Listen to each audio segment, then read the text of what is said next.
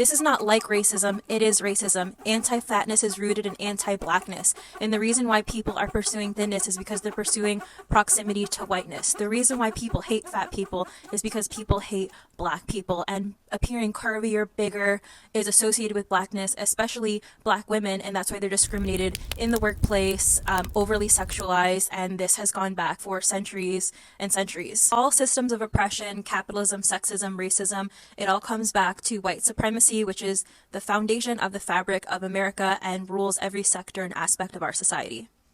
Recently, I came across this insane video. I don't know if you have seen.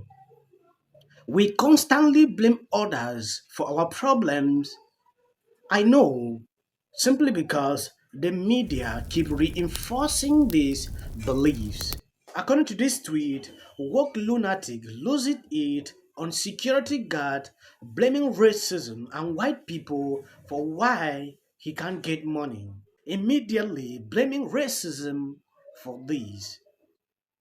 On this clip, we are going to take an exclusive look into what is going on exactly. If you have not subscribed, please endeavor to do so, and if possible, why not share this clip? So let's talk about why it's all white women. In Portland, Oregon, one of the most liberal cities in the country, Joanne Hardesty, a long-time community organizer and activist and recent city council member who actually did something about the homeless population, houseless population, as well as helping create I'm not living in Portland right now, but it's the citizen group that comes and deals with mental health crisis, right, instead of police, got taken out of office on Tuesday and replaced by Renee Gonzalez, who is an inexperienced person who's basically running against an unpopular black woman. So the liberal city of Portland decided to listen to the propaganda against a black woman who'd been framed by the Portland Police Bureau for an Oregonian article about, I can't even remember now, it was like about her her having an interaction with police that didn't even happen, a fabrication. But the racism is so strong in one of the blue. Let me throw more light into this clip so you can understand what exactly is happening.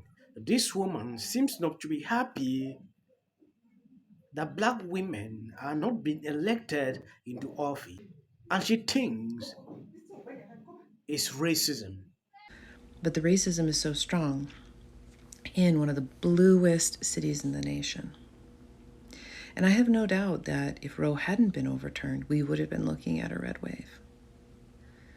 So I'm saying all this because I understand exactly what liberal women feel. It's not me, it's that evangelical bitch over there. It's those crazy fascists. We don't understand that we are part of the ecosystem of the oppressor class. And when we don't do anything about the oppressor class, we are just part of the it problem. So we are joined to those evangelical women.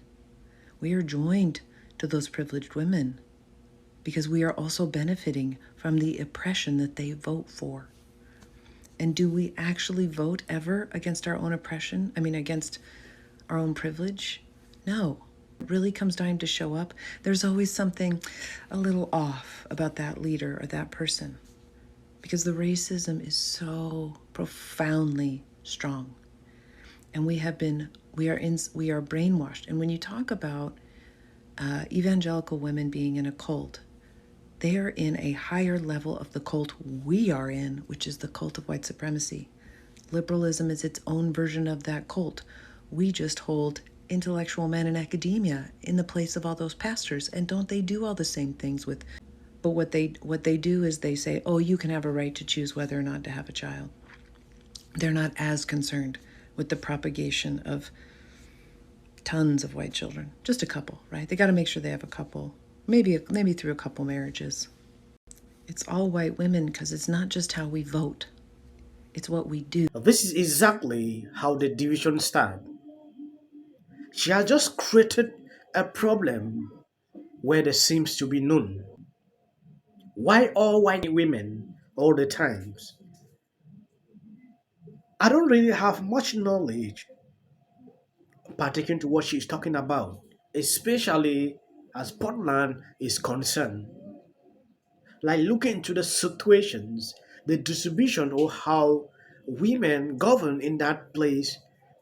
But I'm more concerned with this issue of racism surfacing on social media like never before, simply because the mainstream media amplify this and these people picked it up. When can we stop this?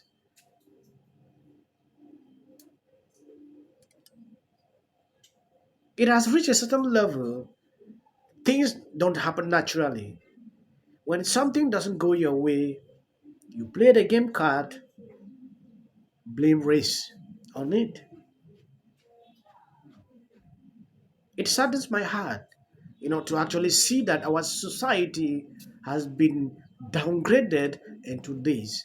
Someone once said racism was there in the days of our ancestors. So what I'm talking on this channel doesn't make sense. That racism has been there and it will never stop. I'm not refusing that something like this does not exist. It exists. But when you keep talking about it, keep pointing fingers without actually looking into how this problem can be solved, you will not stop to see this. Racism issues can only be stopped when we keep this aside. We don't even talk about it. That is a possible solution to stop racism. When you keep singing this as a song every single day, keep pointing fingers, it will not stop.